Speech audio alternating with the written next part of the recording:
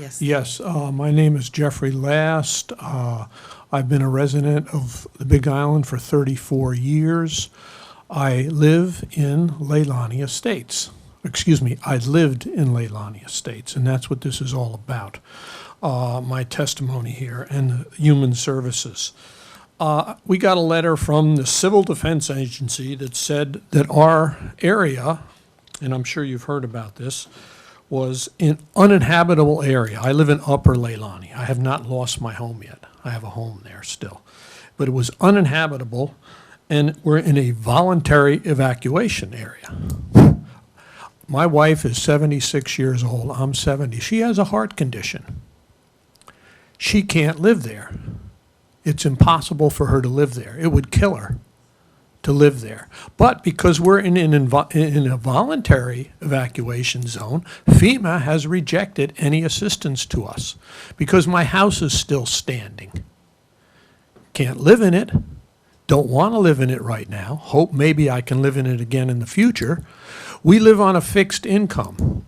I had it all there in the sense I grew my own food. I had I didn't have any bills. I had a good life there. And I'm not complaining about losing that. What I'm complaining about is the lack, this letter. This letter doesn't, it should have gone on. I understand that people should be allowed to go back into their homes that want to go into their homes. But at the same time, there should be a little clause in there that says people with certain disabilities, and they didn't bother to put that in there. So we're all screwed, and I'm not alone. I'm not talking just for myself. I'm talking for a bunch of people.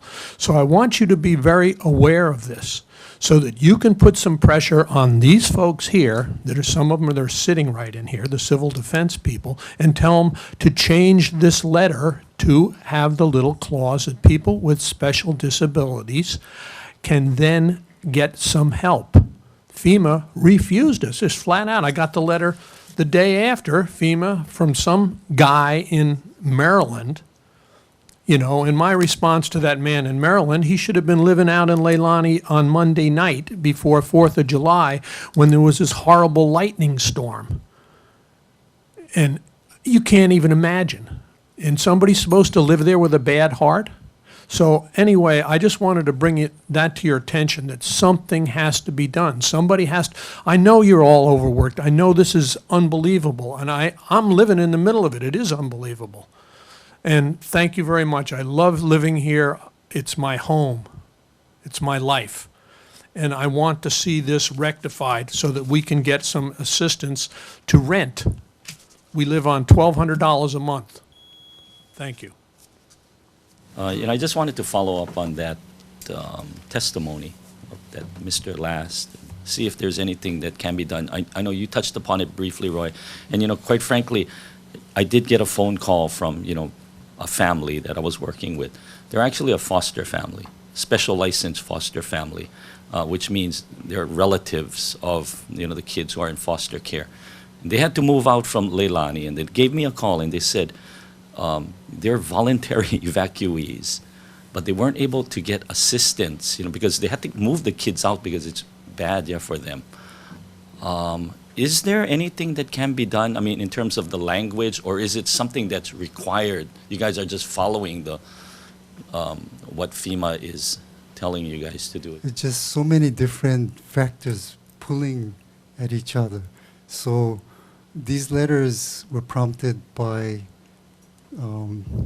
households saying they need a letter of stating it's uninhabitable in order for their insurance companies to recognize a claim for temporary relocation. So that kind of started it, and then Red Cross said they need a letter also with this uninhabitable things. And then, but we knew that when you say that this area now is uninhabitable, then what does it mean for those who want to stay? So now the ones who want to stay are getting affected by these letters stating it's uninhabitable. So on the one hand, we're trying to help those get insurance and Red Cross, and then those who want to stay are getting impacted. So we have a meeting tomorrow to figure this all out.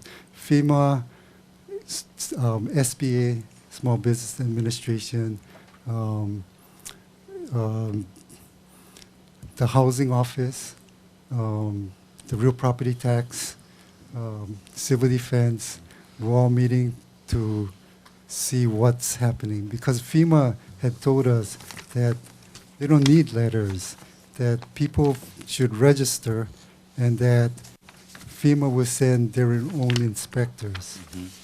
We know that there are personal sensitivities, individual sensitivities, so one idea that one FEMA guy told us was that in those cases, maybe they should get doctor's notes. But anyway, all these kind of protocols, hopefully tomorrow's meeting will resolve. So I could talk to you about that later Yeah. on. You know, there's a lot of expectations of the county when you have emergency situations, and then, sometimes there's criticisms and sometimes there's accolades and whatever. But from my perspective, you guys are doing a terrific job, and I just wanted to congratulate all of you and thank you in that regard. Yeah.